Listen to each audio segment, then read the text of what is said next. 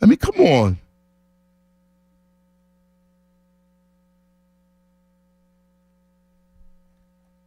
Oh, my God, Tunis. Anyway, let's go to Nigel. You're on 97.5 The Fanatic. Nige. Oh, because, like, well, I don't understand, man. See, this is what I'm saying about Joe. It seems like every time we have his back, you know what I'm saying, and we fight tooth and nail for him to prove that everybody knows that you're wrong about him, he goes out and he does this last night, bro.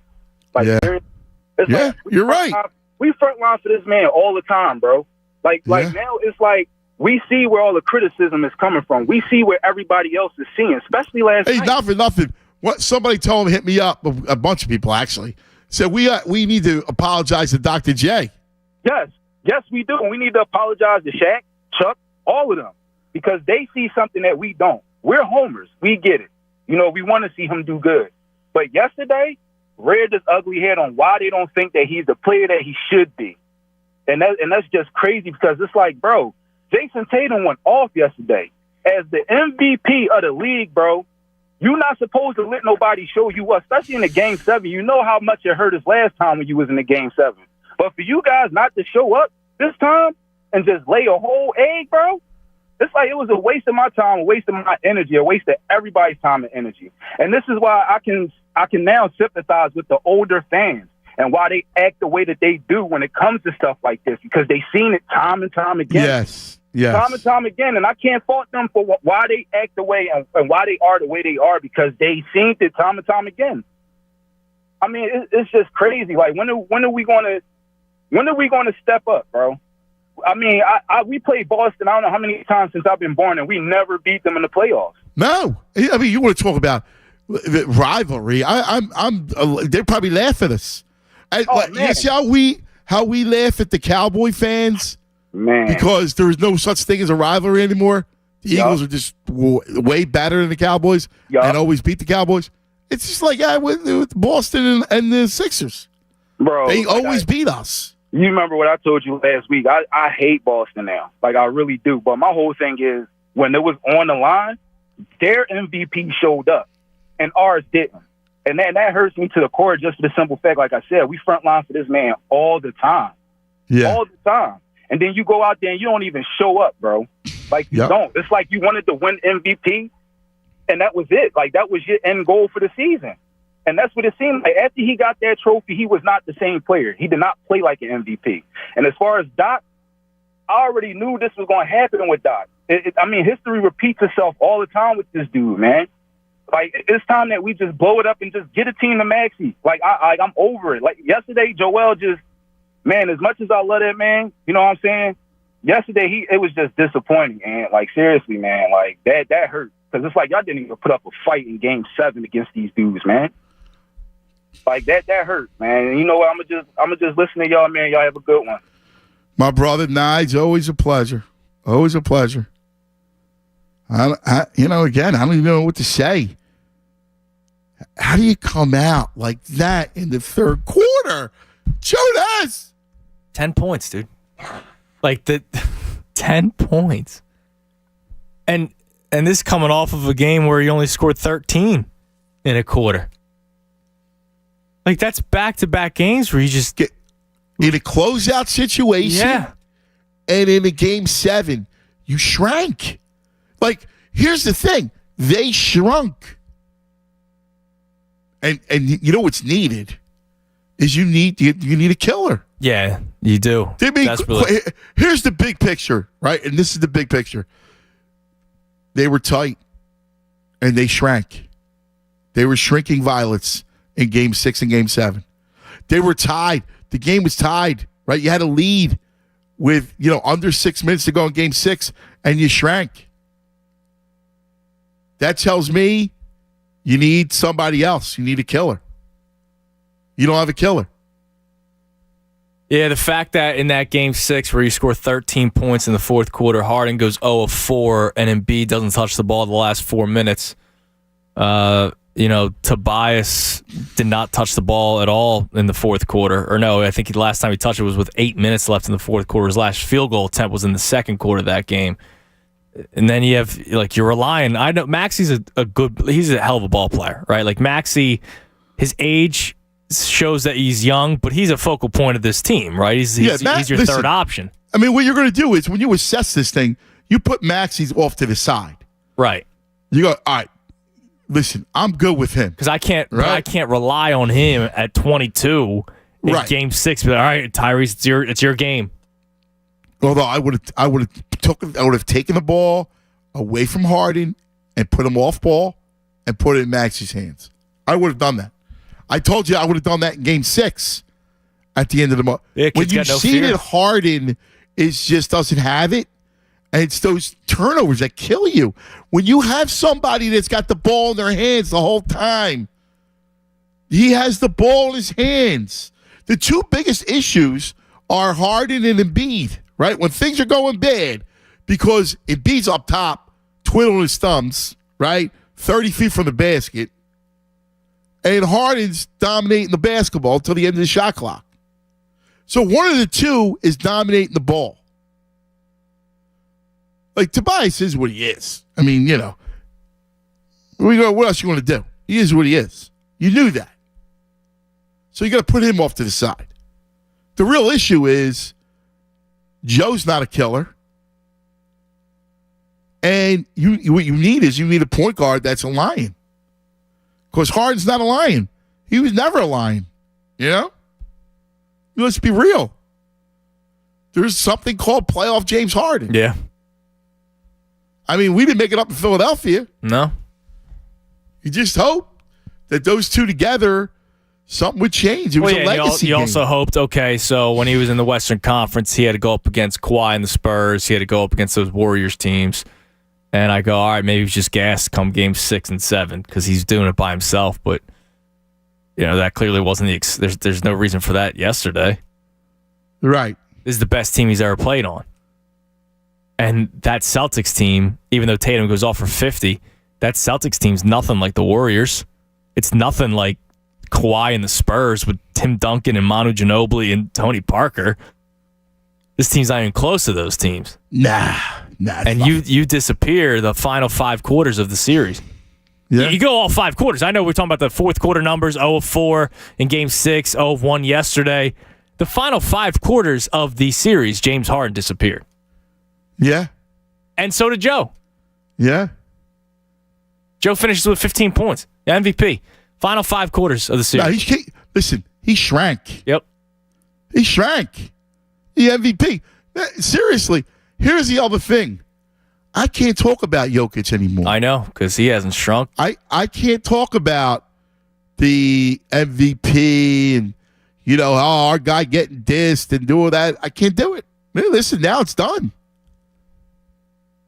Because Jokic is still playing. That's the truth. Yeah, in his closeout game, he goes 32, and here's the problem is that you got to come out, you have to live over the summer with the fact that dude's still playing and you're not. I mean, if you got to be honest the way you look at it. Yep. I mean, I love Embiid, I do, but he just disappeared. Ace Man calls him the invisible man. Yeah, he was yesterday. Worse is he gets frustrated. Like, he got frustrated by Horford was in his head again. Yep. There was a losing the ball. Shot clock dwindling. Like, you got to do something different. You got to do some sort of. You need to do some different things for this game. And they just came in with the same wrinkles. Him 30 feet from the basket. And by the way, they were coached horrifically. Yes. Oh, there's so many fingers we pointed after that game. I mean, Doc did a horrendous job. Horrendous. That's got to end. The problem is it was a leg yesterday, and I remember I went on to ESPN yesterday, and I called it a legacy game. And it was a legacy game. Harden, Embiid, Doc. and they all failed the test. Yeah. And now, if anything, right, Embiid's going to be looked at as the guy they just gifted the MVP, right, after all the Jokic years, Right. and he's not going to be taken seriously anymore until they win. James Harden will be, well, that was who he was forever. Harden was always a great regular season player, stat Yeah, guy. numbers guy, stat guy. Yeah. But when it came down to real basketball, he couldn't handle it, and Doc Rivers was carried by a super team in 2008 with the Boston Celtics. Yeah. Like, that's how people should look at those three right now. Yeah. And Embiid has a chance to still change that. He's still Yes. young. Harden might be it. Like Especially Harden's he goes legacy back may to be Houston. written yesterday. Yeah, He goes to Houston. yeah, they're not and winning anything.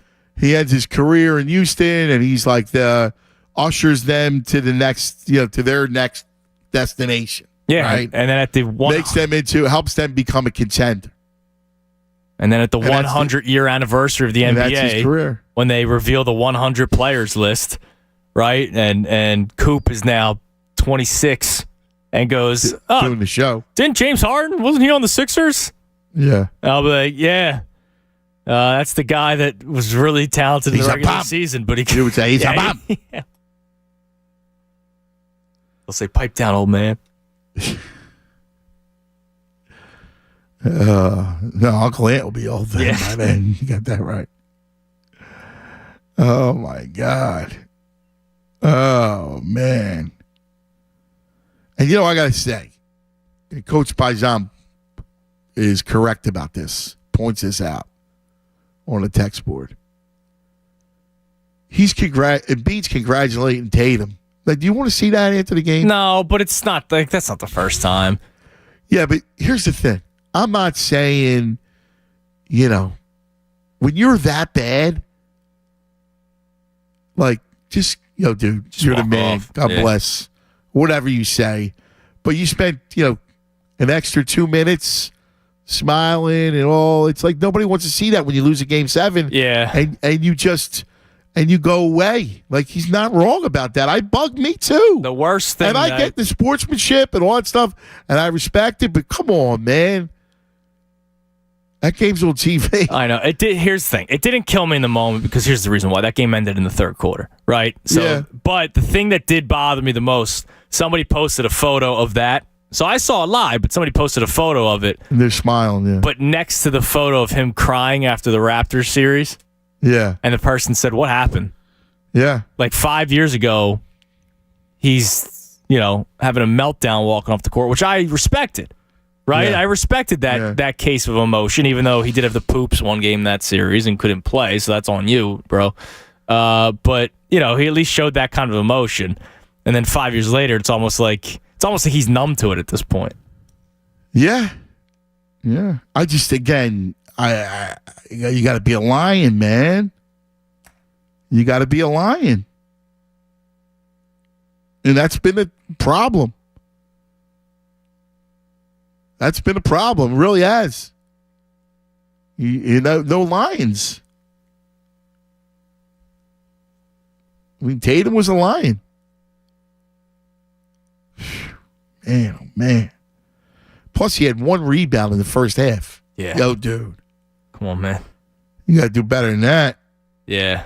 I saw somebody tweet that at me during halftime, and I'll be honest, they're right. I didn't realize it. You know what I mean? Like, it's one of those stats where you go, wait a minute, no way. Yeah. And you look it up, you go, oh my God, no, wow, it really is that bad, huh? Yeah. Now you wonder, right? Because Giannis wins the MVP, and then they dog him for not winning at all. Problem is, Giannis is a lion. Yeah, dude, always has been. You know? I mean, he's a lion. Aaron, you're on 97.5 The Fanatic. Aaron. And What's up, Aaron? we didn't deserve what we saw yesterday, man. We didn't deserve it. And right now, I just want to apologize to Dr. J. All the stuff I said about him, I was wrong. At least he had heart when he was out there and played. Okay? He had heart. I see no heart in this team with Joe. Let's be He is a disgrace that he doesn't want the ball. He doesn't fight. He doesn't do nothing in the fourth quarter, man. Andrew, I want you to pull up for me, please, during this show, how many points he scored in the fourth quarter. You will be amazed. He doesn't have. We're losing you. I know Aaron's out on the route. There's a lot of things you can talk about the trash truck route. Oh, yeah. Oof. Dude, this is just awful. As long as it took to get here, Game 6 last week, now we got to just sit back and talk about it. Oh, God. Sick to my stomach. 610-632-0975. 610-632-0975. Cuz Radio with the Tunist right here. 97.5 The Fanatic. Let me talk to you about Golden Nugget Jewelers, the corner of 8th and Chestnut. All right?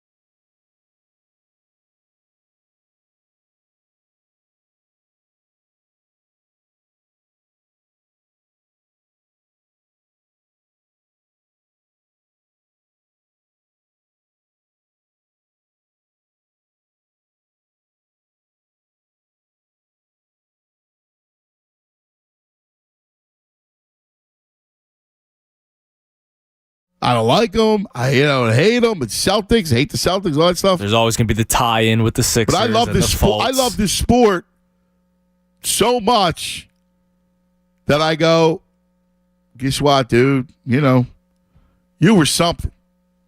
My guys, not so much, but you were something. Let's go to Dame. You're on 97.5 The Fanatic. Damon. Hey, cuz, Tunis, good afternoon, man. What's up, my brother? So many man, things, I hear your voice. Yeah, man, I'm not well, man. And I'll just say this, so to Nigel's point, a couple callers back, made a good point.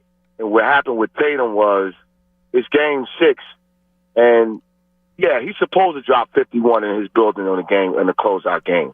So I texted my buddy Bill Saturday night. I kid you not, cousin Tunis. I said, not only will the Sixers win, but they're going to blow Boston out. It's not going to be close. I kid you not. I was right, but for the wrong team, and that when you come out there and you play with no heart and no passion, and I get it, people frustrated with Joe. Joe's a great player. We're not going to ever deny that. But you have to have that killer in you. And what Tatum did on our court the last quarter, I got to say to Joe, you have to do that on your court. It's a closeout game. I go back to when they won. You guys brought it up. Harden played well in game 1, played well in game 4. I was in there. And then game 5, he played well when he beat him in Boston. And we needed that guy in game 6. I saw the same thing you saw, and no one wants to mention it. Yeah, he hogged the ball, and he waited 10 to 13 seconds to get the offense moving. Doc, as a coach, you have to get the ball out of his hands, and because that wasn't going to change. And when they were up at the end of the first quarter, they were moving the ball. Like I tell you, when they move the ball, no one can beat them. When you go to that play you mentioned, cuz, at the top of the third quarter, when Tobias hits the 3, the ball went from Harden to Joe. Joe made the pass and hit Tobias. I would rather for you to lose like that than to lose the way you did. I'm going to tell you something, man. This put a bad taste in my mouth. Yeah. I came in the sports. It shakes man, you. Michael, huh? It shakes you. Yeah, I'm at the point. Shakes you to the core. I don't want to watch the Phillies. I don't care about the Eagles. I don't care about none of this no more, man. I have to take a break, man. I'm being honest with you. Because I sat there in the third quarter going, what is this about with my life? Yeah, I get it, Joe, sportsmanship. But you smiling, dude, against Boston. Yeah. Joe, go back and look at the tapes in 80 and 81 and 82. Those battles we had. Go back to Boston, man. Harden. Move the ball, man. I mean, how hard is it that you can't move the basketball to beat this team? So I don't listen. The only thing they could do, here's what I will look at. I don't know if they can do this. If he goes to Houston Sayonara, you need a point guard. They tried to reacquire him before. I don't know, and I know it's too early for that, cuz I would look to see if they can get Drew. You need a point guard in here that can play defense alongside Maxey, that can get this offense going. You do. Yeah. We thought was the answer, but he's not. Because he goes back to, I'm going to... Yeah, I don't know who you can get. I mean, the short of the matter is I don't know who you can get. And, at this point, at some point, we got to get past this, and then we'll start to kind of hear about some names and some options. But I hear you. I think you're right. You definitely need you need a guard. You need a wing, Yeah, man. It's you know what Sam Mitchell said? Interesting. I don't know if you on NBA TV. He said they're 2 players away. I don't know, man. I don't know anymore. And at this point, whatever happens. Y'all have a good show. I'll check back in a while, cuz I hear you, buddy. I hear the pain, man. Love you, buddy. You know that, Dame. Oh man, I hear the pain. I hear the pain in his voice. Because I know that pain. I feel it. It just sucks. It's another year of this, but I can't help but go back to what I said earlier on in the show. At least after the other years, I had something to kind of look forward to with them. I don't know what, like, Joel Embiid, the best player on this team, the guy you built around, put a bad taste in everybody's mouth. Right? Like, that's now something we have to talk about. James Harden's probably going to opt out, which I guess everybody's kind of on board with. James Harden did also help Embiid have the best season of his career. Am I going to get excited for coaching change? I guess depending on who it is. But it's all changes that we're like kind of looking forward to. Well, that's it. I mean, there's no listen. Status quo is not going to get it done. Status quo, you're not going anywhere. Right. You're not getting anybody excited. Do I think if you ran this group back that it's going to be any kind of difference? I don't. No.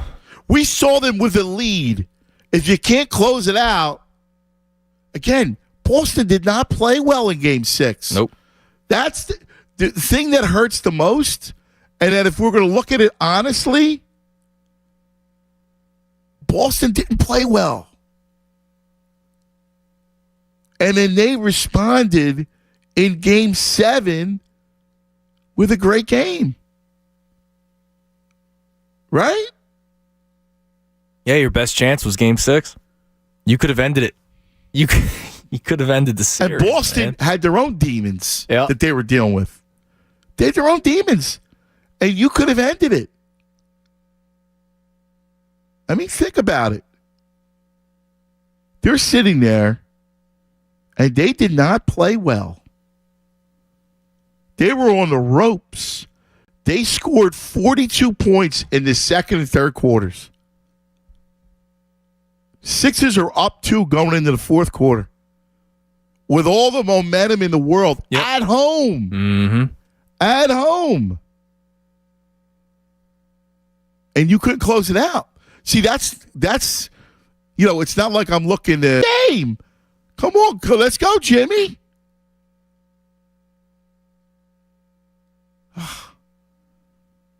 It's unreal. Black Gritty. It's unreal, Black Gritty. So earlier, cuz you said sorry for giving hope and being positive. I can't even blame you, because you know what? I watched the regular season. I go to the games, and I knew I didn't want Glenn when he got hired. So I don't even talk about Glenn because he's just a losing coach. He's just a loser. The Sixers lose, and Harden, I didn't believe in Harden. Harden loses. The one thing that got me where I'm looking for a divorce and I'm done, Joel Embiid, somebody I did believe in.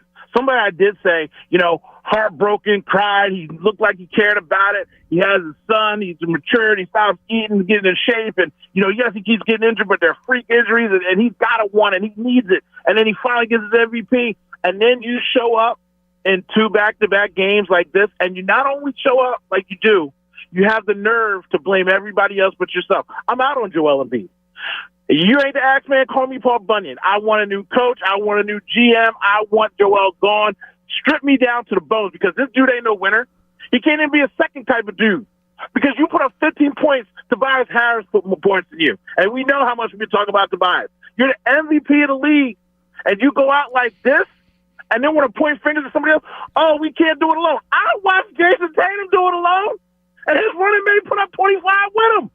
So what you mean you two couldn't do it? The league leading scorer, the league leading assist guy, and when it comes down to brass tacks, you fold like a lawn chair on national television and then have the nerve to smile and crack jokes about Giannis talking about not being a failure. You got time for jokes?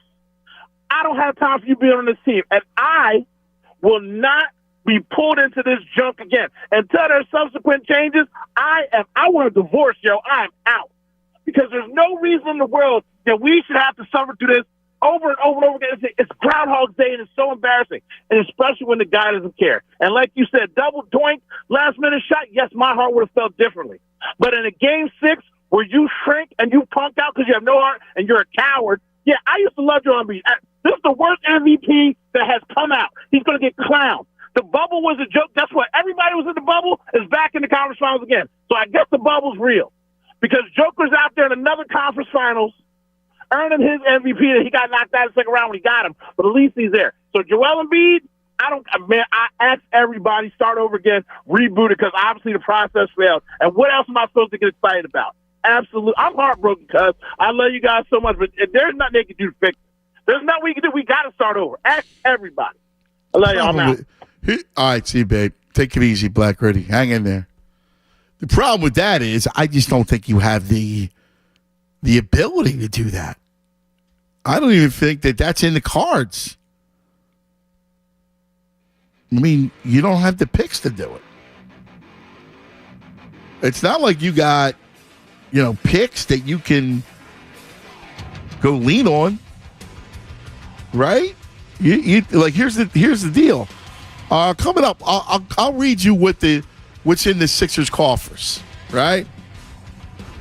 And I don't think you can blow it up.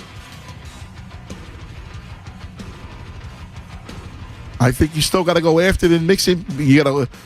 Woj talked about it today that Harden's going to opt out, and that happens. You got to fill the need. You got to, I think, still build with Embiid and Maxey.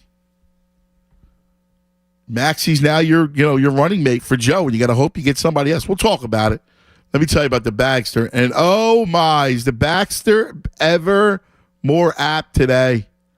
I want to leap into it myself. I want to take a nosedive into the Bagster.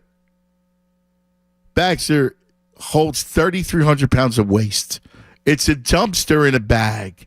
It's the Bagster. So you can find the Bagster at Home Depot, at Lowe's, local home improvement stores for just $29.99. And the beauty is, at any of your spring cleanup, maybe you're organizing the attic or the garage or the basement. Maybe you're doing a big spring cleaning initiative. If that's the case, get the Bagster. It's dumpster in a bag. It's amazing. Because it is just a bag, and you buy it, and you open it up, you fill it, and then the waste management comes and gets it. And it's gone. All the junk out. So whether it's that game last night, the squad, whatever it is, your house, just go get the Bagster. Anthony Gargano telling you to clean it up this spring with the Bagster, a dumpster in a bag.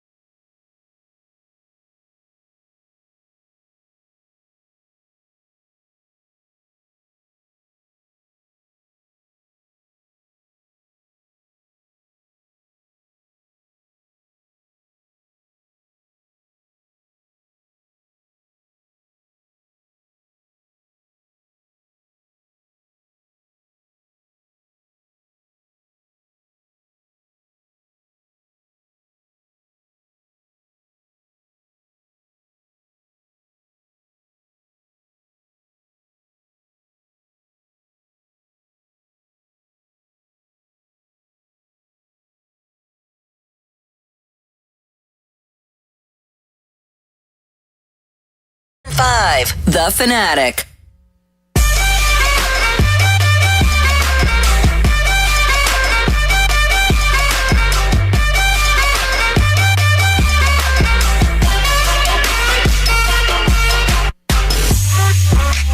Oh, welcome back. Cuz Radio Tunis.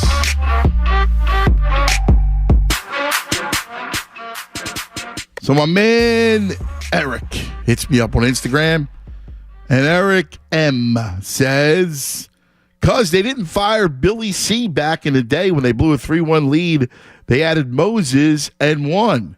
Maybe they need to add another player. How many times are we going to add? So, yeah. And we've been adding. We've been adding for 5 years now. Listen, I hear you, right? I hear you. The problem with Doc's situation is the way his team responded. The way his team responded 2 straight years in closeout games. That's the shame. And I already told you, I thought he did a really good job. Yep. You know, there are things like bringing Embiid along, bringing Maxey along. The problem is that when your team turtles up over and over again, and the problem with Doc is it predates Philadelphia. Yeah, I was about to say, it's not just a Sixers thing. Yeah, so Billy C blows a 3-1 lead with the Sixers. Did he blow a 3-1 lead with the Washington Bullets beforehand? Right. Like, no, it's Bullets. like this is a Doc Rivers common occurrence.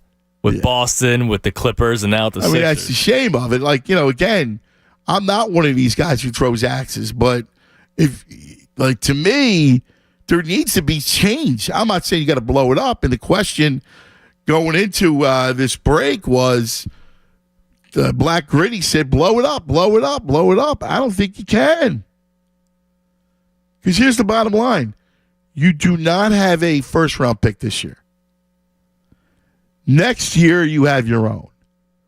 But you don't have one in 25. And then you don't have one in 27. Right? And you don't have one in 28. Actually, you do. So 25 and 27, 23, 25, and 27, you don't have ones. Unless you blow it up by getting ones for some of these players, but... Yeah, but... seriously. I know. The picks don't We've been through the trade the superstar before. It never works. It never works. You never get anything close. Never get anything close. Like, so what? You're going to get a couple of ones for Embiid? I mean, I got to tell you, that does not excite me. I think you got to go at it and hope that you can somehow land another guard. Well, no, it goes back to just needing to be creative, right? Well, you have Tobias as an expiring contract. Yep. You're going to have to figure something out.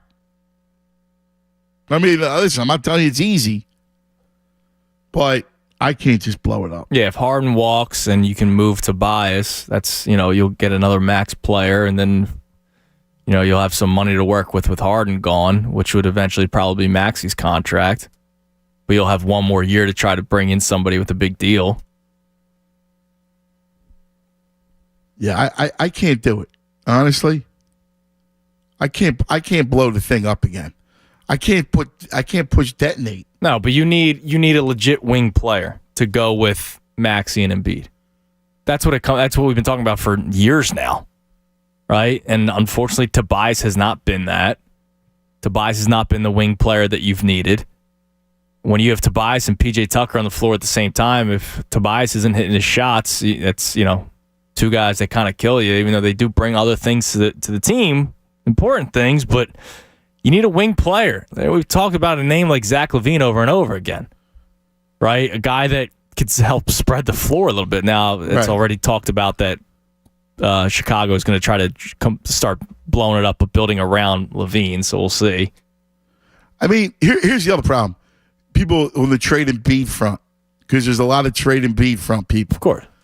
If you're going to do that, who are you trading him to? Because if you trade him to Miami becomes great, and those picks that you get from Miami are not worthless. good. Right, exactly.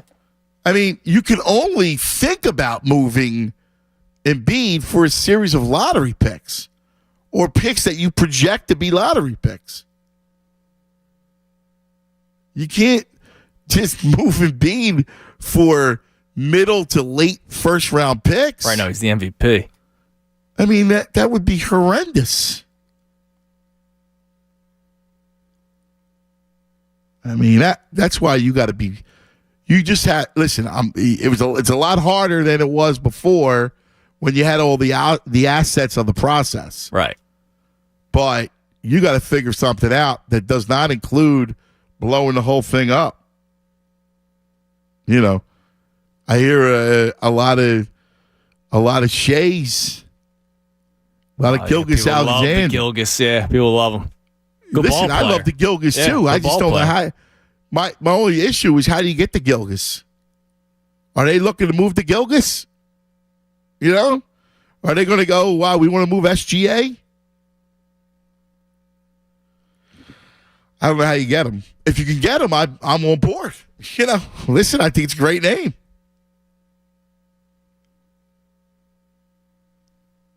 I just don't know what you do. The other issue you have, too, is, you know, do you go get a wing player and not another point guard? Yeah, do you trust Maxey to take that step forward, being a true point guard? That's the other thing. What you could always do is try to develop him there, but get a veteran that's not going to cost you that much money to play with Maxey. Two guys that can handle the ball. You get a wing player. Tobias is gone. Tucker's here to stay. He's got 2 more years left on his deal. Right? So just quick thought. It's Maxey, veteran guard. That's not James Harden, right? Not somebody that's getting paid close to $30 million. It's Maxey, veteran guard, somebody on the wing, Tucker at the 4, and Embiid at the 5. Yes, yeah, I agree. I can't. I'm not done with Joe. He pissed me off this weekend. Like, right. Let me be totally real here for a second. I am not defending Joel Embiid at all. Joel Embiid deserves to be absolutely criticized for hours on end until the start of next season, really. I'm not ready to change and blow it up, and I'm not, me personally, I'm not ready to do that. That guy deserves to get totally crushed, though. But he's still an incredible talent. What he needs to do is he needs to take that last step. Because obviously, listen, he took an MVP step. Yeah. But there's another step to go before you become a champion. Now, I don't know. Can he do it? Is it inside him? You might be right. He might be a 2. He might, like you said earlier. He's got to summon something to say, well, I can't, I got to be the alpha. I'm not looking to go have Jimmy Butler, digging my rear end or PJ Tucker. That I got to be the guy. Like, you got to be the lion. Now, I don't know. Unless you said, and it might be that he may be a number 2, and that's just what he is. A very, very good 2, right? Well, when you say number 2, I'm not talking about with his play. Right. I'm talking about leadership with his off on the floor demeanor and everything else. Right. I know he's not the most vocal guy out there. But, if it's your team, you got to step up. And that means at the end of the game, you need to say, I need the ball. I got to demand the ball. And you can't go excuses either. That's another problem. Like the excuse train's got to stop. Yeah, it's got to go. I didn't touch the ball in the final 4 minutes. Well, I didn't see you make an effort to go get the ball, dude. Like you got to demand it. You got to go on. Yo, give me the bleeping ball. I want to go take Horford down low. Get me the ball. I mean, how hard's that? Oh yeah, I'm gonna go run me off a back pick. Give me Smart on a switch, and I'm gonna post up 12 feet for the basket. Give me the ball. Let's go to Eric. You're on 97.5 The Fanatic. Hello, Eric. Hey, cuz. What's up, buddy?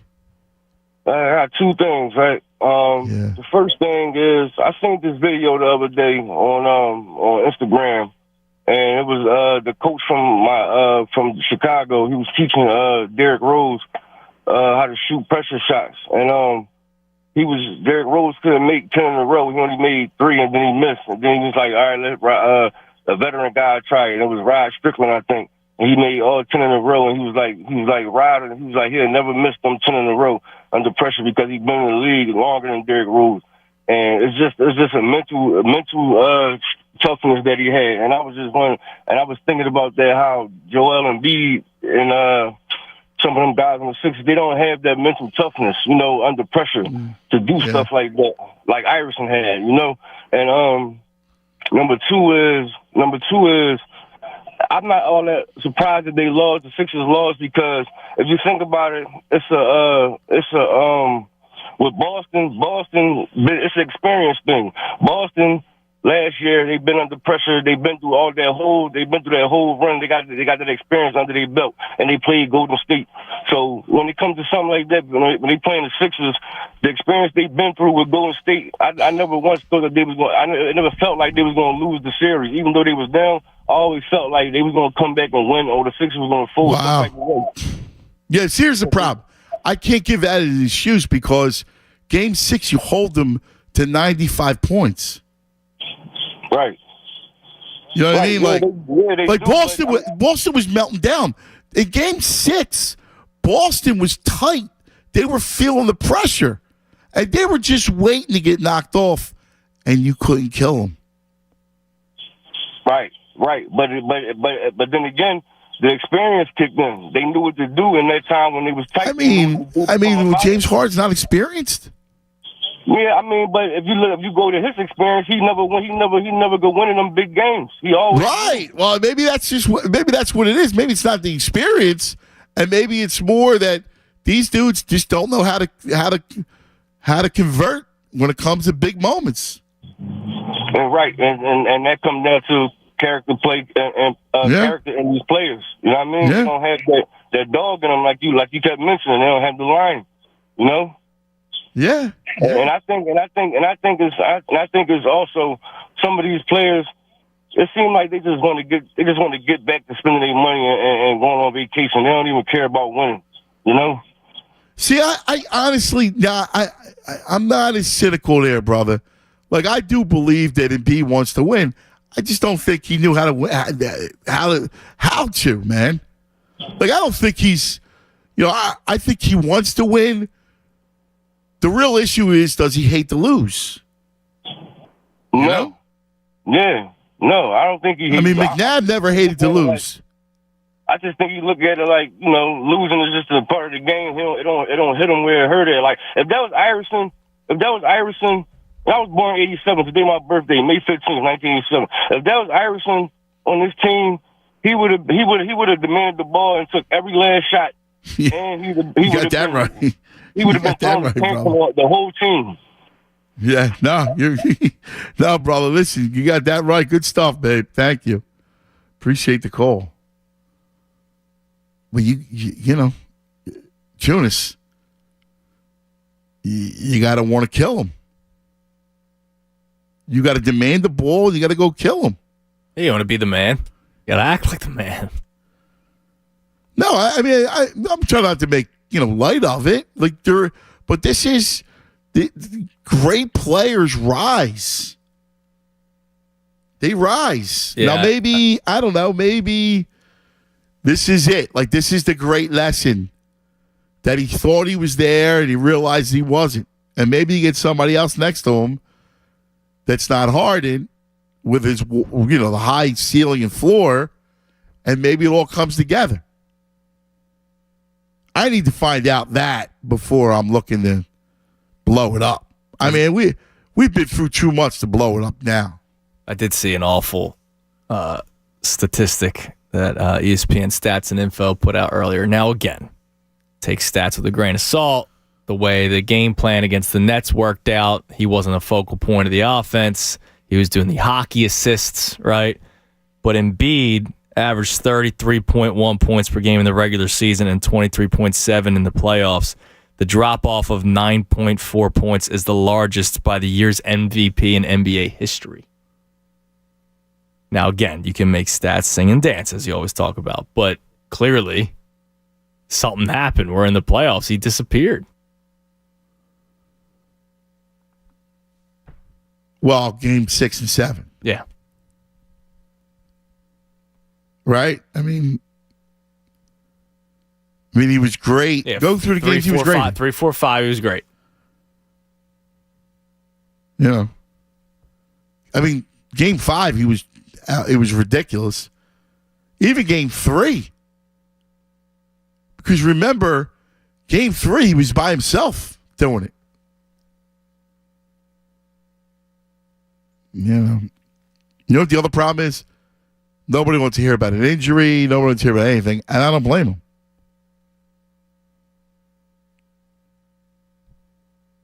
All right, let's go to Ryan. You're on 97.5 The Fanatic. Hello, Rye. Hey, how you doing? Hey, what's up, First brother? time caller. Been listening for a long time, actually. Originally from Reading, but I'm down here at UCF studying. Welcome, brother. Yeah, actually, speaking of that, talking about fourth quarter performances, Lonnie Walker was Reading a few years back. They won state championship this year. He had 15 fourth quarter points with the Lakers a couple games back. Much more than our stars. Yeah. Always takes a different role player, right? Go ahead. No, for sure. And so you're talking about like wanting it and having the lion in him. This semester I took a course called Human Performance, and like he really just like you have to have that type of attitude. I just want to talk about insights and solutions, not really just like frustrations. Okay. So Embiid, honestly, I'm not happy with his quotes. 2 years back, if you remember, he had the quote about the Boston not being in rivalry. You can't say that like in Philadelphia. That's just a loser mentality. Also the quote in Game 6 about 4 minutes not having the ball. You have to demand the ball at that point. If you want to be the star and you want to like be someone, you have to communicate and have the ball. That's just part of the game. So to have that like quote Game 6, next game come out Game 7 and say you need help. That's contradictory to what you said. So what happened. Like, there's no going back. Like, Game 7's the past. There's no looking back. I will say he did handle it differently than he did in Toronto. I don't know which one I prefer. I don't know how I want him to react. I don't know if I want him in tears or if I want him, like, smiling and, like, chuckling. Well, you know it when you see it, right? Like, you'll know the correct reaction when you see it. Now, the beauty is that if you win, there doesn't have to be a reaction. There is, but so let's start with that quote about winning post game. But Giannis has been there; he's won. You know what I mean?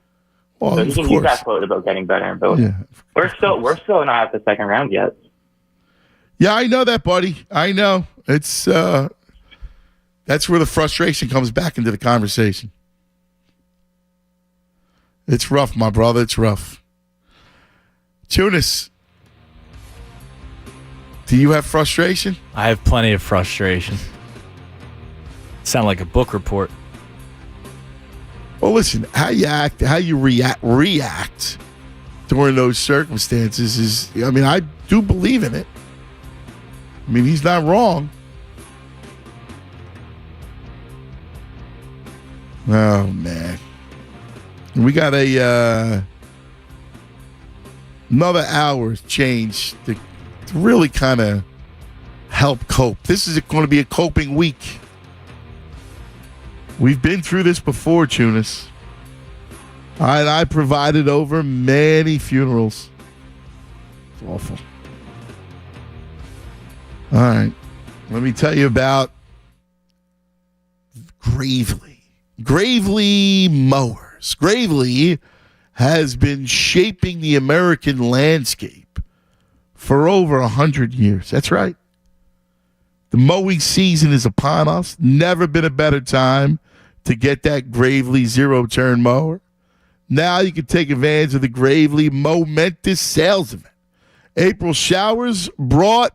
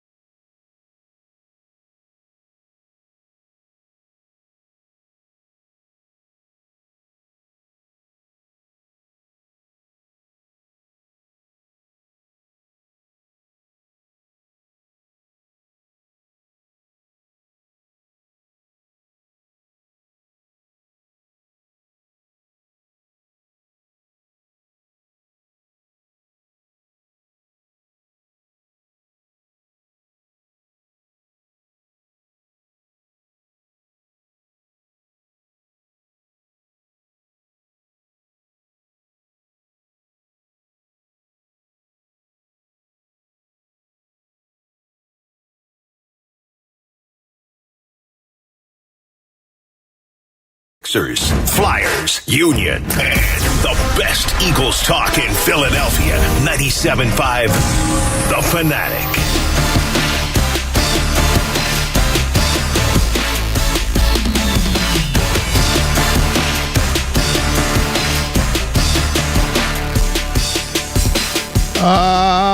Judah!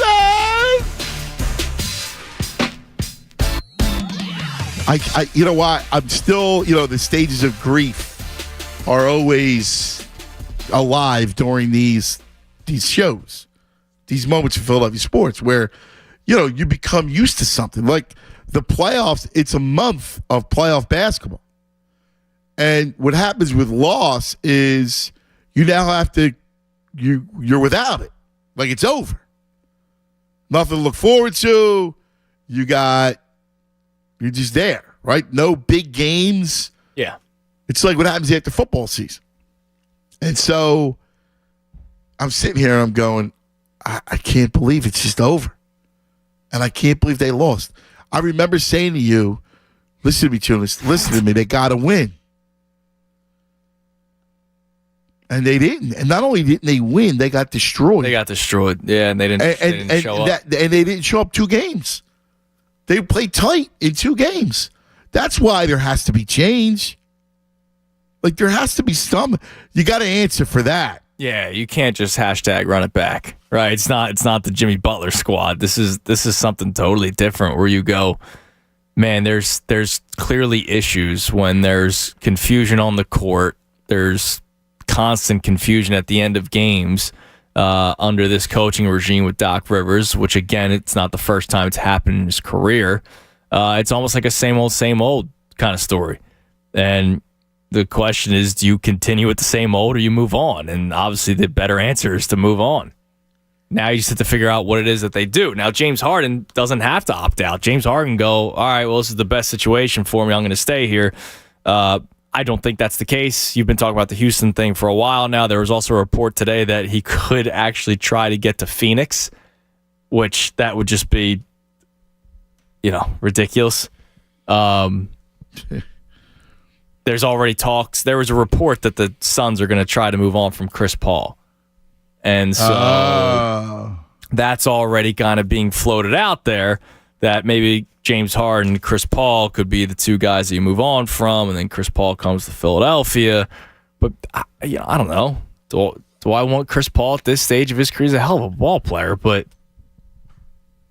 unless that's... You might have to get really creative, and you might have to take more shots and take more risk. Right. Like, I'll ask you this. I mean, I can't believe Dallas is going to stay with those 2. I mean, would you take a shot with Kyrie? I don't know if he comes here. Is he a free agent right now? A couple things. One, because the Lakers thing is always there. Right. However, I don't know, man. Again, and remember, he's a New York kid, so we can live in New York and play here. The point is that would you be willing to take a risk? Because he's a guy that can flake on you at any moment. Oh, yeah, he could. Yeah, he's a free agent, so you wouldn't have to make any trades or anything. You just have to give him the bag. I don't know. You're going from one flea bag with Harden to the next. Like, well, but again, I mean, this is here's my problem, right? Is that I only have so much resource. Yeah, and you only have so much time. So who knows how many more years Embiid you have? I don't know. I go to Kyrie and go, Kyrie, what do you think? You want to try to? I don't think make it work. We couldn't handle him here. I mean, look, we could not. We could not handle him. Well, here. what's the alternative? See, the alternative is what? Like you might need him to be able to build it. I mean, when his head's screwed on, he's a great ball player. Oh my God, yeah. Yeah, could you imagine him and Maxey at the top? Yeah. And again, you're not giving anything up, but you're paying money for a major risk. A guy that's been bouncing around from team to team to team the last 5 years. Yeah. I don't know. I mean, again, it goes back to what kind of recourse do I have? That's the issue, Jonas. What else am I going to do? Yeah, and then there's still, Tobias still here for another year. Well, you got to figure out his expiring contract will be worse. He has to go. I will take a loss at this point. As, nice guy and all. And he wasn't your problem yesterday. But I can't see Tobias Harris wearing a Sixers jersey anymore. I know he played well against the Nets, and he did play some great defense on Jason Tatum the majority of the series. It's one of these, I know what I'm getting out of him at this point, and it's not enough. It's not that he kills you, but it's not enough. Now, 2 points in Game 6 kind of killed you, but I'd rather just do. Honestly, dude, I'm salary dump at this point. I can't see the okay. So I can't see him in a Sixers jersey anymore. So man. Here's the thing: you can't take a loss on Tobias. I know it's more emotional me saying that, but I can't take a loss. See him anymore. You need to figure out how you turn Tobias into a player that you can use. That's a big deal, dude. You also have the slot. Yeah, the slot. Like Tobias represents a slot. So that's a big deal. I'm telling you, Tunis. All right. Let's go back to the line. Man, I tell you. Let's talk to Keith. You're on 97.5 The Fanatic. Hello, Keith. Hello. What's up, Keith? Hey, a dude like Norman Powell would be the great upgrade from Tobias Harris because his production is such needed that it would get you there. Because like a Lou Williams, when he came out the Clippers, Doc Rivers coached the 31-point lead deficit from the Golden State Warriors against a fully loaded Warriors with Kevin Durant and everything. Doc Rivers coached that, and Lou Williams got them back within when they got within back 10. Lou Williams got them to the hump. That Norman Powell is that dude. Is that dude for the 76ers? Yes, a guy like Maxey and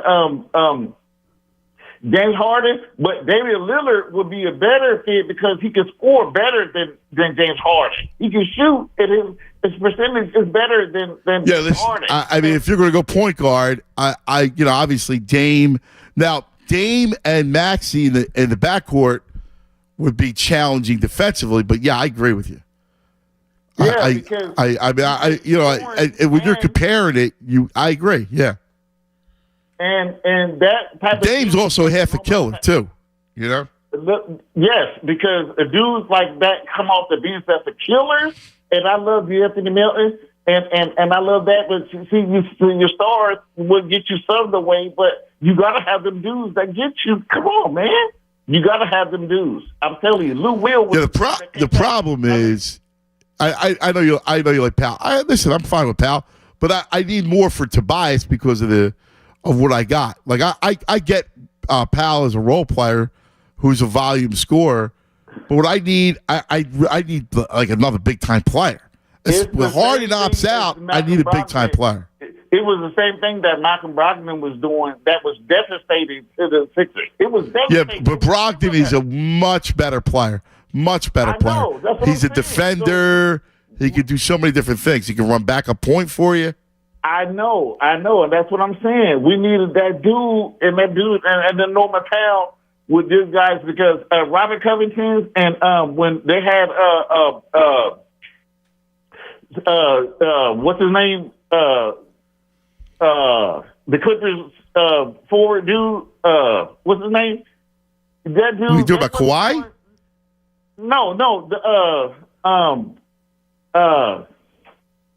Dang, I can't think of his name, but don't worry about it. I mean, what is your point? Though? I'm trying to figure out your point.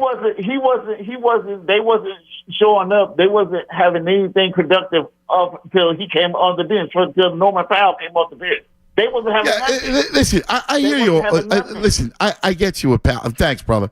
I get you on Powell. I'm not telling you it's a bad idea. I'm just saying, not for Tobias Harris. You need more of a player. Like if Norman Powell fell off the tree, I'm good with Norman Powell, but he's not Brogdon. I mean, I like Norman. I do. I like him. Come off the bench, get you 20, on a good night. But I don't think that's the difference here. I think the difference is you need to change up 2 spots. Harden leaves, so you're going to need a point guard and you're going to need a wing, the Tobias wing. Those are the 2 spots, Tunis, that you're going to look at. Yeah, and it's something that's plagued the Sixers for a long time now, which is a wing player. I mean, right? Ever since you go back to signing Tobias Harris to the max contract, you have not had the wing player that's a focal piece of a lot of NBA teams. You just don't have it. I mean, you go through it. They tried the Tobias Harris, Josh Richardson thing. That clearly didn't work. Now you try moving Tobias back to the 3 because you got Tucker as the 4. It's like Phillies and outfielders, right? Like the Sixers just can't get a wing player. Tried it with Rocco, didn't work.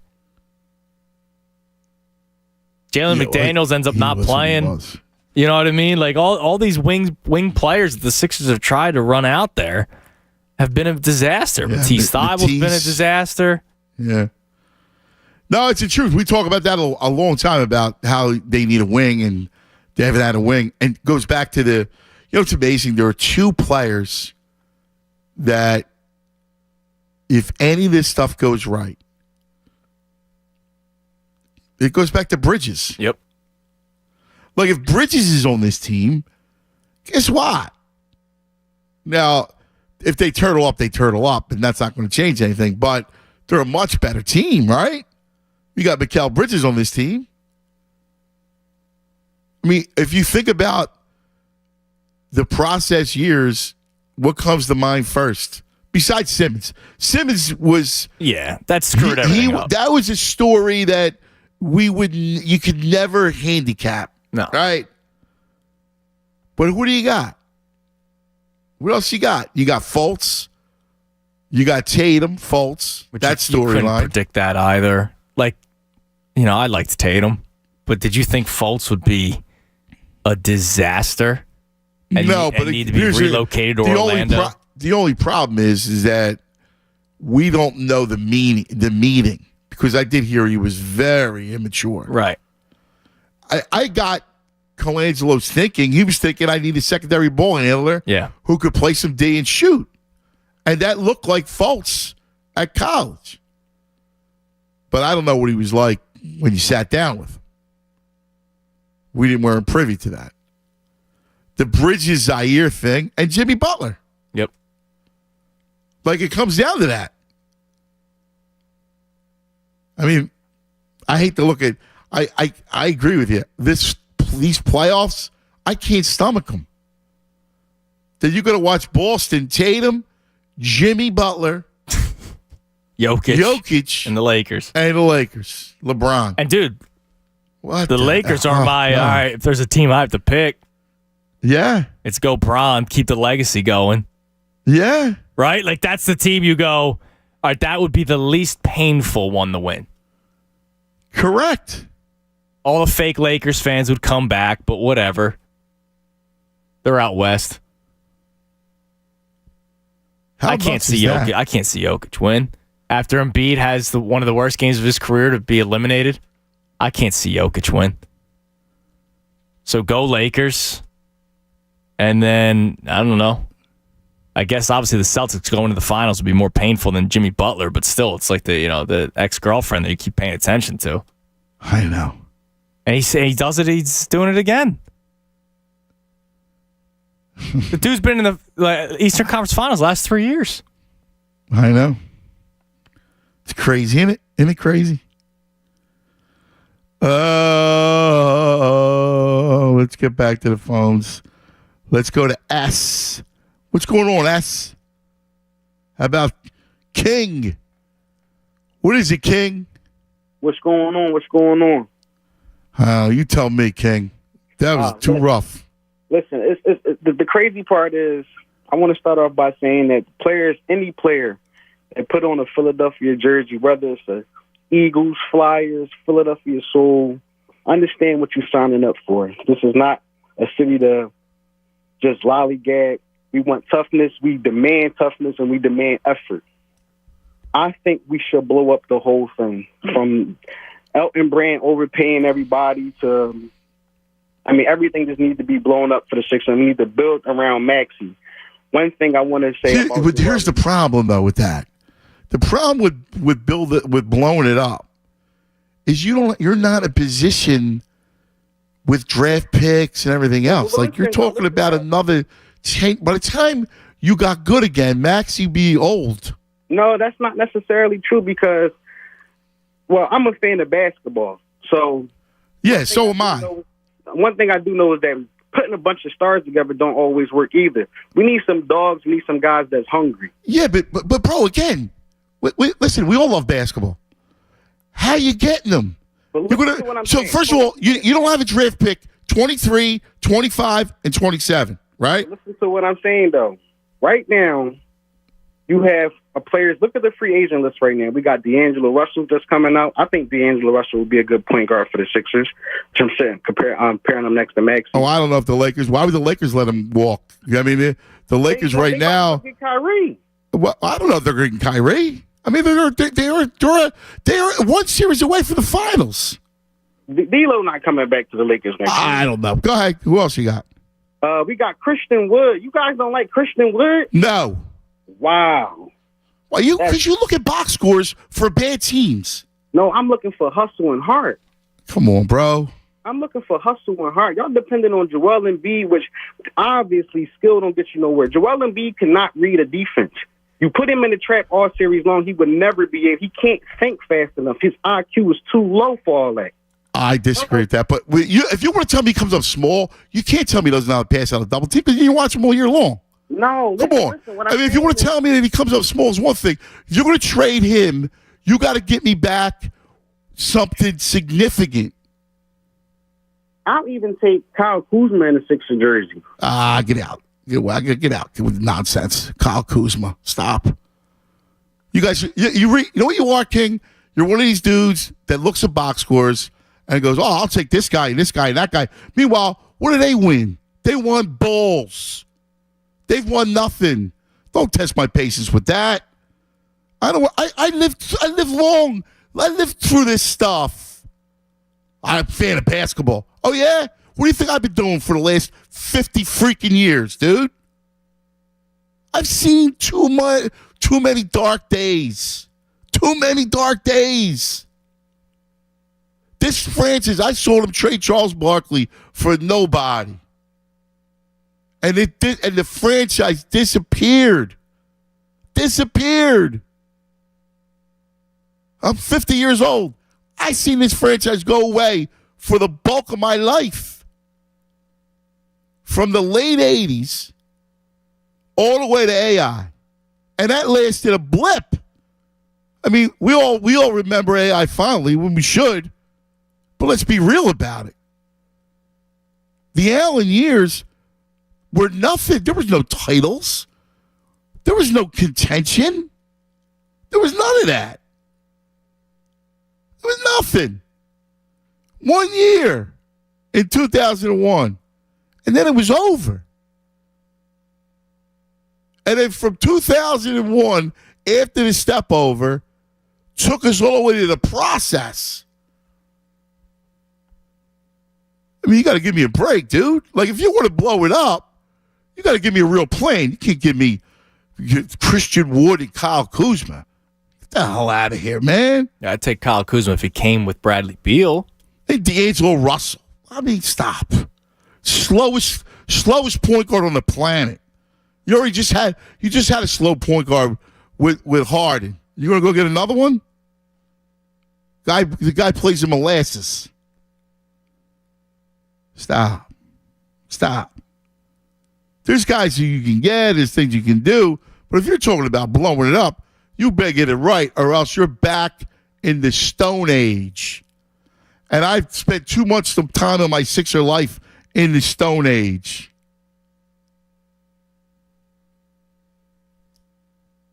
In the Stone Age.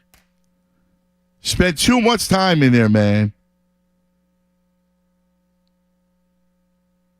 You feel me, Tunis? I feel you. I feel you. Yeah, those two players aren't going to do it for you. Like, Looking again, for heart.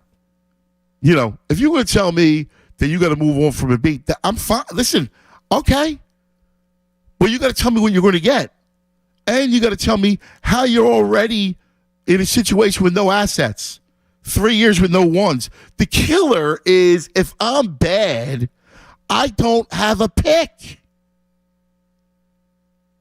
In 23, 25, and 27. So Anthony Hobson, I love you, but you want to blow it up. When you're bad in 2025, you can't draft you don't use your pick. When you're bad in 2027, you don't have a pick. So how are you going to blow it up? Because you're not getting equal value for Embiid in return.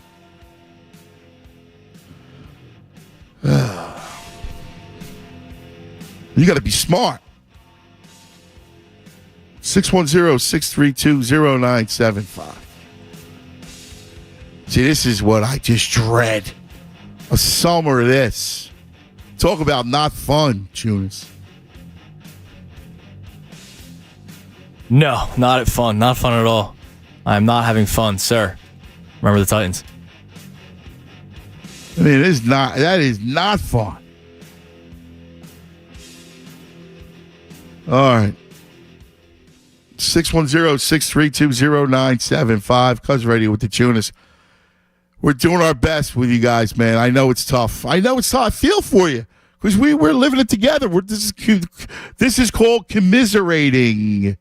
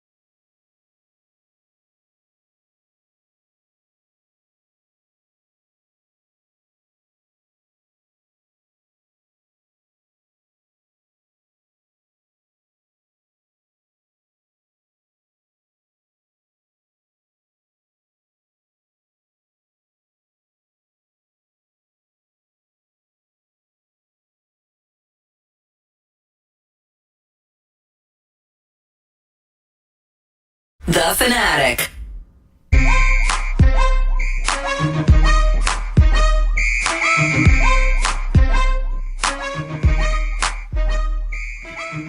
All right, welcome back.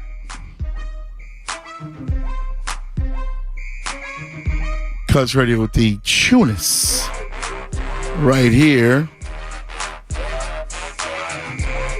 I got to tell you, I don't get people's mentality.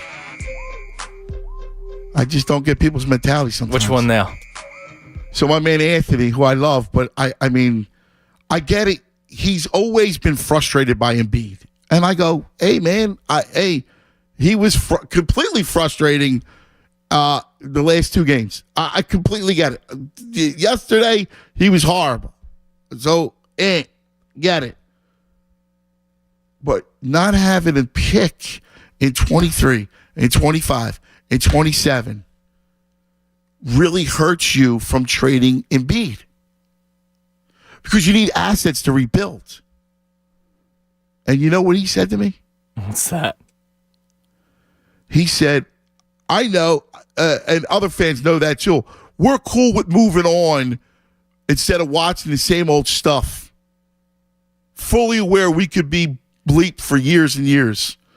We'll be the Bulls. Oh, well. Well, that's stupid. That's really dumb. I mean, it's ridiculous. Like, this is where you're doing it out of spite and emotion. Like, I know Anthony. He's a smart dude. But you can't do it out of spite. And you're looking to run. You can't be moving people out of spite. Yeah, I got an email from Brian, Anthony, all right. 20 minutes ago. OKC did such a quick rebuild, and I don't see why the Sixers can't do the same thing. So let's stop there. Yeah. Oh, they did? Yeah. They went. So what? They went 40 and 42. They went 40 and 42 last season, 10th in the Western Conference. They have a good player in Shai Gilgeous-Alexander. Josh Giddey's, he'll be fun to watch. But that's sentence number one. He continues. Just keep Maxey. Okay, that's fine. Reed and Springer. And so we're going to build around B-ball. So Paul, we already who was saw unplayable in the playoffs. Paul Reed, who was terrible in the series. Yes. Other than game one. Yeah. Listen, I don't know. Maybe the kid will grow. Listen, I'm not going to damn the kid because maybe he'll grow into something. Maybe, again, it takes time. So if you're going to go with an all-out rebuild, then you go out for an all-out rebuild. Then you see if Paul Reed can play during the all-out rebuild. Whatever. That's fair. Yeah. But again. And Jaden Springer, that was the third name. Yeah, I mean, come on. We'll continue. I'd go for a top 3 pick, especially if Portland ends up in the top 3. So trade Embiid to Portland, pairing with Dame. Okay, you get the top pick. We could use a player like Scoot Henderson, who's in the G League right now, and Shaedon Sharpe, who's with Portland. Yeah, I'm out Yeah, on that plan. Me too. I'm out on that plan.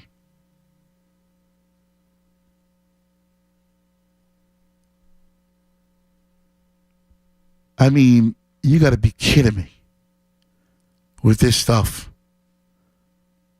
Unless you got a haul for Embiid. Now, again, I'm not saying you can't get a haul. If you can get a haul from him in a way where it makes sense, then talk to me.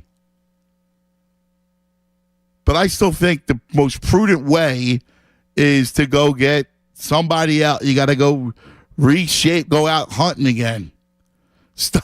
You got to go out star hunting again when Harden opts out. Just make sure the star you get is actually the star, and you're not trading away the star for Zaire.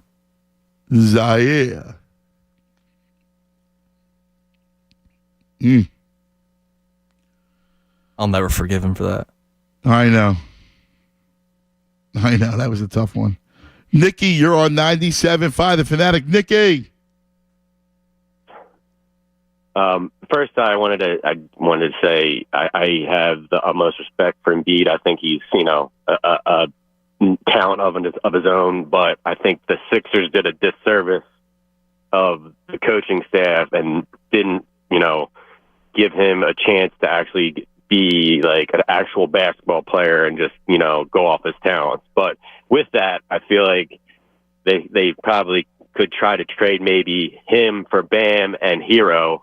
And since him and Jimmy are buddies, that Jimmy would be on board with that. We get Bam as a center and we get a shooter to work with Maxey, and both teams, work out. And then I want to see what your opinion on that would be.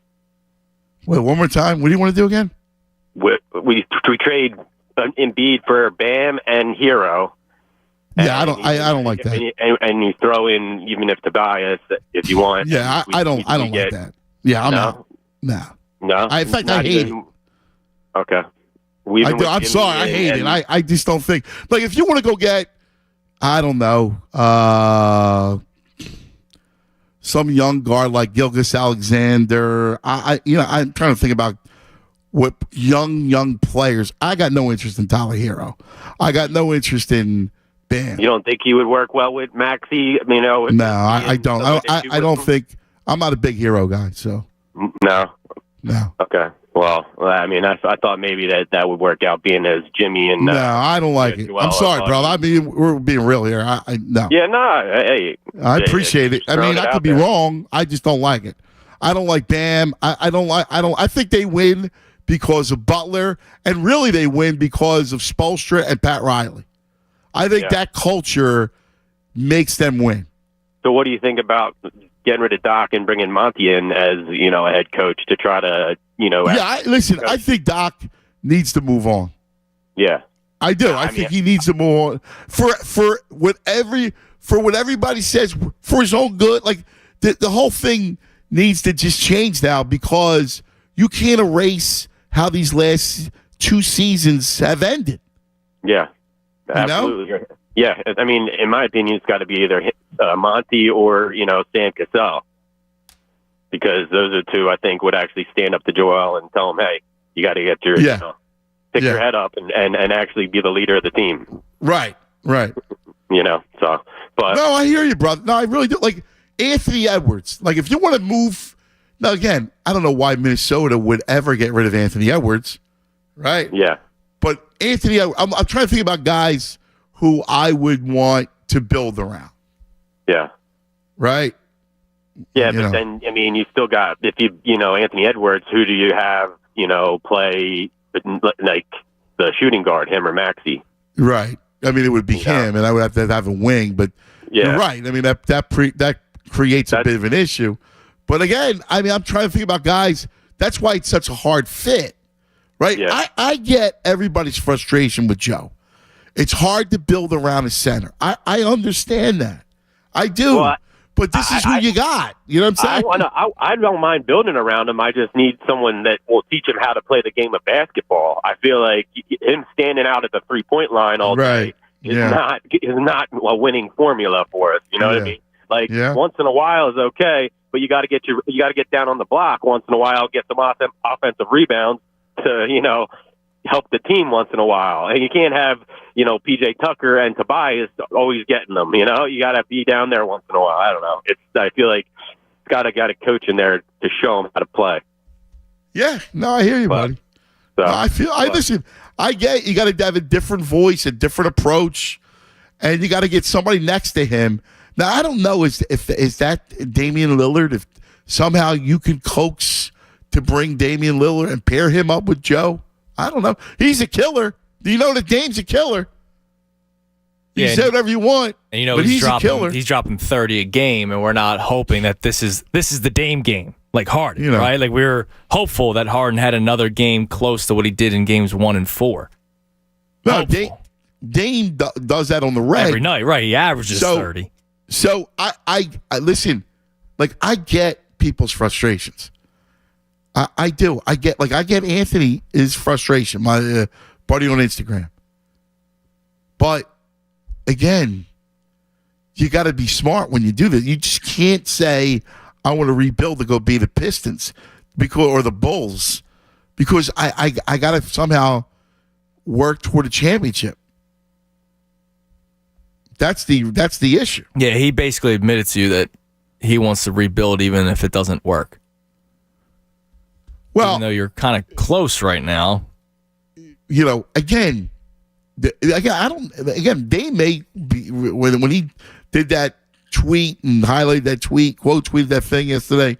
Maybe he has no interest in coming here, and that's entirely possible. I don't know, but if somehow you got Dame, I mean, wouldn't you take a shot rather than blow it up right now? Yes, with Dwayne, with Dame and Embiid, absolutely, and Maxey. I mean, that's the thing. Yeah, I'm not giving Dame Embiid, like the one email said. And our last caller said, give Embiid to the Heat for Hero and Bam. Not only do I not like the return, I'm making them significantly better.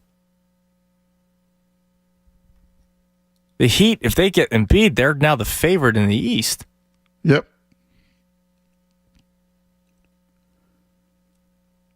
I don't know. Again, there's so much stuff that's out there that you got to be able to see, and we got to kind of digest it. Brian, you're on 97.5 The Fanatic. Hello, Brian. Hey, Brian.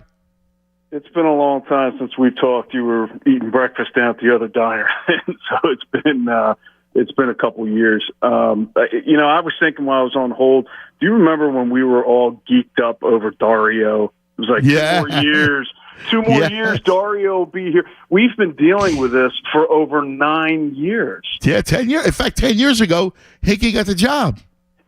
It blew my mind. And then, watching Joe, everybody was screaming for him to get in the low post.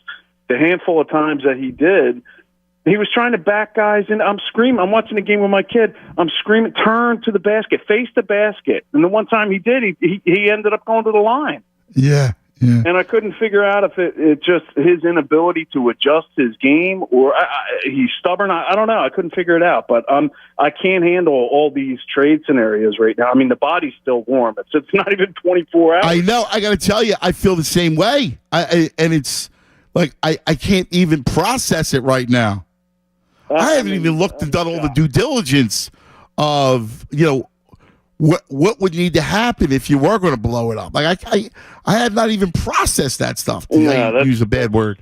It's so far from my mind right now. It's like I don't even know what to do. But I was cracking up because it's like, oh, Dario, that was a I remember that. Yeah. All right, man. Hang tough. Yeah. Thanks for the You call. too, Bri. Always a pleasure, my man. Later, brother. Don't be too long. Again, good stuff. Man, it's a long time. Long time, Tunis. Yeah, I remember when they made the trade for Dario, Elfrid Payton. I was in my sophomore year apartment. Long time.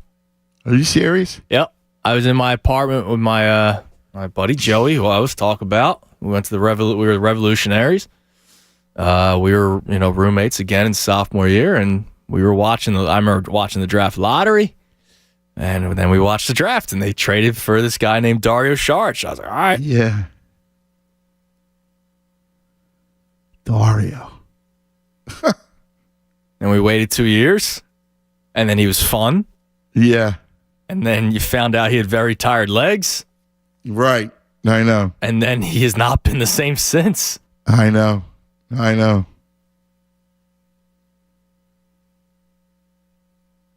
I just can't believe that we're in this spot. The day they lost, that they had a chance to close the freaking thing out. We're in this spot. Torture. Absolute torture, Tunis.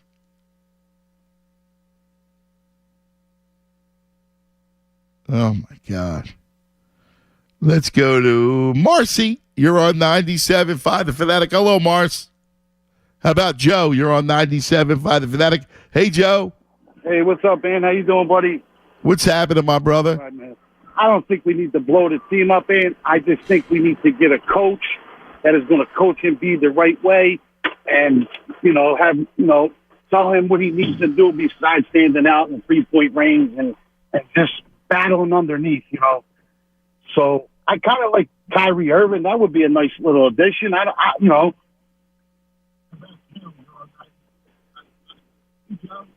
Oh, wait, you just zots out on me. Yeah, I mean, listen, Kyrie would be a risk and a gamble, right? Yeah, I mean, sure. that's kind of where that is.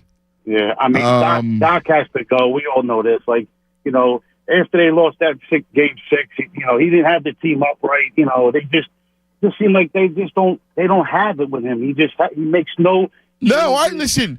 At this point, after what happened the last 2 years and what happened in Game 6 and Game 7, I just got to say, you know, hey, Doc, listen, I respect you, and I think you did a good job with Embiid and bringing along Maxey. You certainly did a good job, but I needed a new change. I mean, if Nick Nurse is gone and Monty Williams is gone and Coach Bud is going to Milwaukee, you know, I mean, let me ask you this: would you take Kyrie Irving and Draymond Green to have like some fire on the team? I mean, the problem with Kyrie. Listen, yeah, sure. Right. The problem I have with Kyrie is I just don't. Can I count on him? I mean, that's the thing. I don't know. I know. I mean, that's the only problem. But yeah, if Harden opts out and leaves, I may not have many other choices. Yeah, right? I just think we need a true point guard, man. Like, Maxey, I like Maxey, don't get me wrong, but, I don't think Lillard's going to come here. I don't think Dame's going to come here. He may not. I don't know. I would love to see him here. Don't get me wrong. I would love to see him. Yeah. No, listen, the idea that we're talking about Kyrie, that may be, the best option. Yeah. I mean, to trade Embiid, like, I don't see that. I wouldn't do that. Like, I just don't like that scenario. Well, I mean, listen, here's what would have to happen. Like, if you got Dame and Dame to go with Embiid, right? Embiid would at this point, Embiid has to do one thing and say, Dame, you're the head, and right. I gotta be. I may be the MVP. You got to feed me. But I'm okay. I'll follow your lead. So if that means I need to rebound, block shots, do what I got to do, then go have at it. And Dame, you score 30. Something right? Like that has to. There needs to be a pairing, and Embiid has to be okay with it. Right, and there's got to be a coach to tell him where he needs to play it. He does what he wants, and nobody says nothing to him. So if you get a decent coach to tell him, like, listen, you need to be underneath, and you're the guy under there. These guys are out here. It's a different. Yeah, I'm not saying he's got to live under there, but there are times when you do. I think you're Joe. You're spot on, buddy. Yeah. So, well, I appreciate it, my brother. Go Phillies now. Go Phillies. Yeah, this is the life of a Philadelphia sports fan. Go Phillies. Go fighting, Tunis. We ain't losing.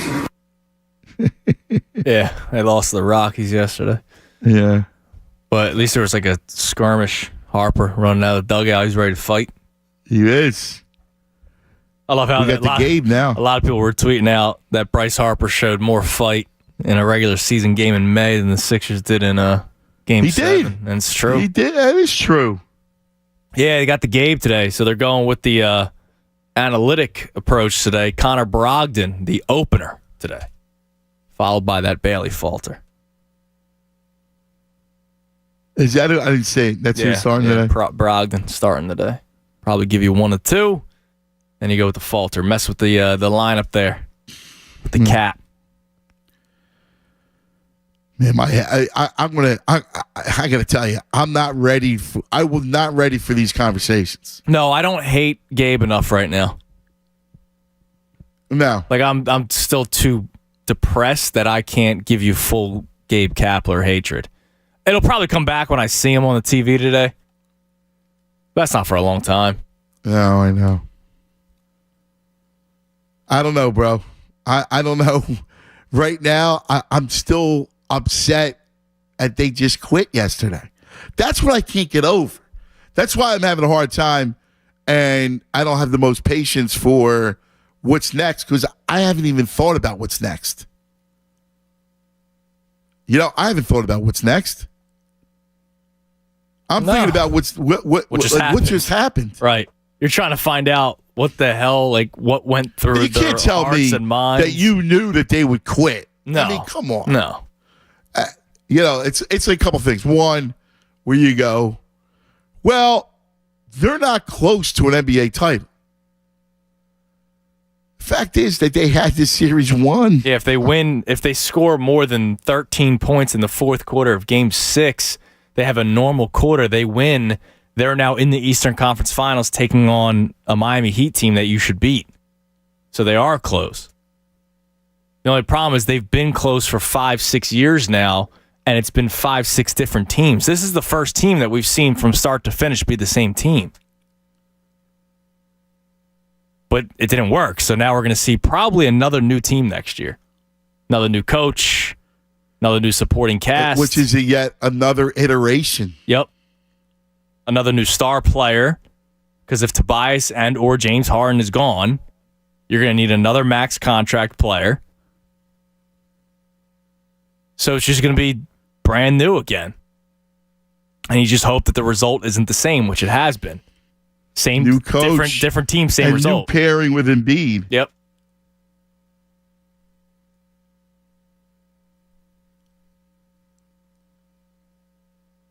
I mean,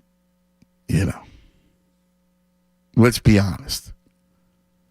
It's really difficult right now to process anything other than they quit. That's what disappoints me the most, is that they quit.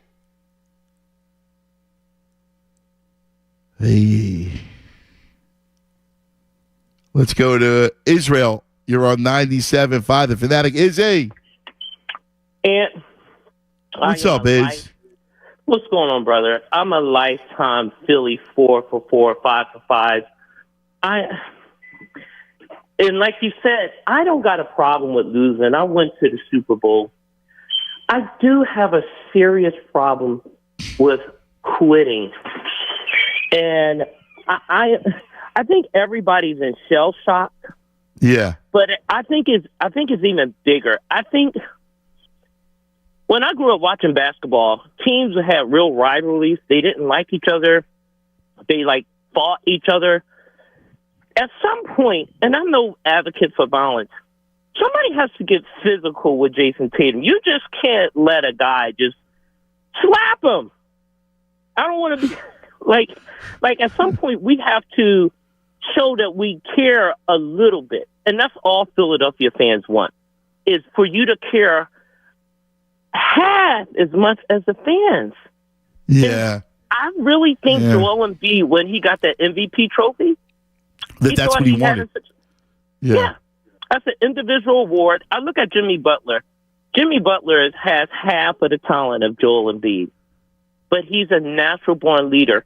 And that's why Jalen Hurts, not to skip from sport to sport, is so beloved, because Philly fans know when you're not a winner.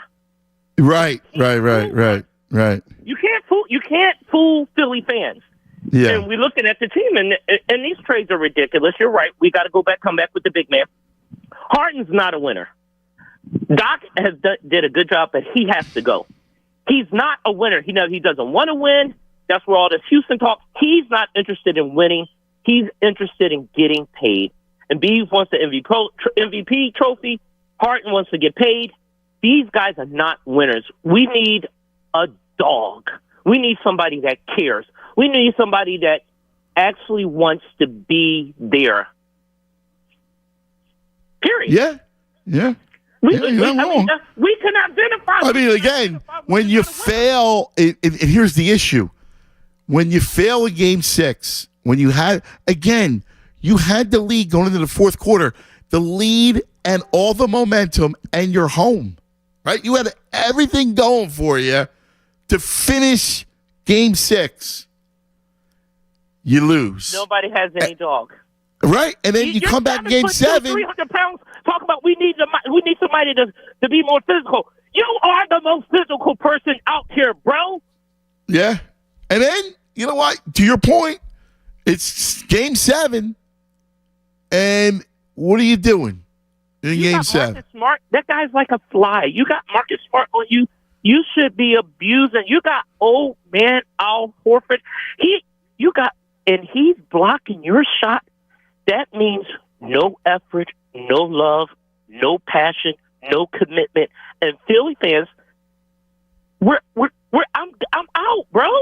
I don't know what else to do. I'm out. Yeah, no, you'll never be out, but I hear you. I'm out. I'm out. I can't buy into the Sixers again. Never? I'm out. What would happen for you to have to buy into them again? Like if they said, listen, tell me, Izzy. Anthony Edwards, you can talk to Minnesota because they love making bad trades. Give me Anthony Edwards. But say you can't make say you can't make like that kind of trade.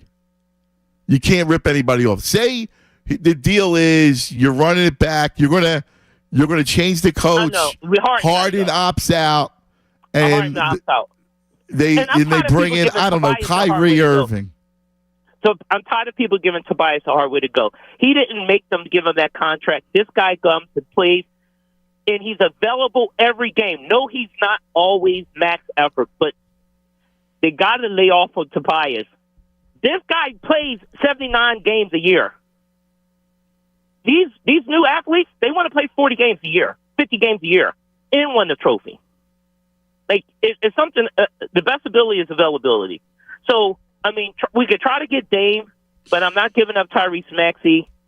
And I'm surprised Doc didn't just say, Tyrese, just take over. You just do your own thing. Like, if Embiid is not going to do that with the ball and Harden's laying on the ground looking for fouls, Tyrese. Yeah, I would have took Harden off the ball, and I would have. That's one thing I would have done is I would have put Dame. I would have taken Harden off the ball and give the ball to Maxey, and I would have done that a couple of times during this series, certainly in Game 6 too. Right, Jonas? I mean, that's the one thing that I think you had to do. Yeah, probably would have been a right move. Mix things up, especially when, when you see that Harden's got nothing going on. Listen, Tobias, you're going to move because he's an expiring contract. So you're going to move Tobias.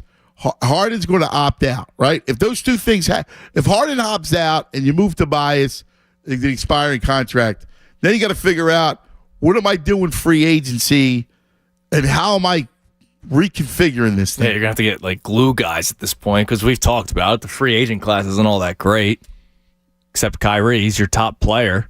But do you want to take that risk? I don't think it would go well here. Probably not. Guy's extremely talented. I just don't know how, again, when it comes to desperation, like what am I? It's not like I got a ton of options. No, you really don't. Unless there's a sneaky trade that Morey can make, or unless somebody wants to leave. Unless somebody wants to give you the moon for Embiid. That's the only thing when you talk about blowing it up that you would have to give him the moon. Right. That would be the only way. Otherwise, you got to try to figure out how to replace Harden. I mean, I think it comes down to that. Yeah, and I already told you earlier today there was the report that maybe he could, and it was his camp, right? Whoever that's coming from, other than the Houston angle, there's the Phoenix angle, and there's already been talk about Phoenix trying to trade Chris Paul. So you bring Chris Paul in to be that secondary ball handler with Tyrese Maxey. There's that veteran I was talking about. I would rather have a cheap veteran. And then who's the wing? Then you need the wing. Then you need to figure that out. Yeah, and that's the Tobias move. Somehow you get a Tobias goes somewhere as a salary dump, and you bring somebody on. Here's the other thing. You need someone to close games. Therein lies the issue again. Because Embiid said yesterday that he's not, again, by him not getting the ball in the and I love the guy, but he didn't close the game. Nope. In Game 6. And I didn't get the balls in his shoes. You got to close the game, brother. Love you, but you got to close the game. Demand the ball. And the same thing, the game unraveled in the third quarter. It just unraveled on them. All right. Well, Tunis. Back at it tomorrow. Yeah. I'm sad, Tunis. Very sad. Stay tuned. The best show ever has you coming up next. We love you guys. We'll get through it like we always do. We'll see you in the morning. Fanatic Sports Update. Season over. I'm Andrew Salchunas.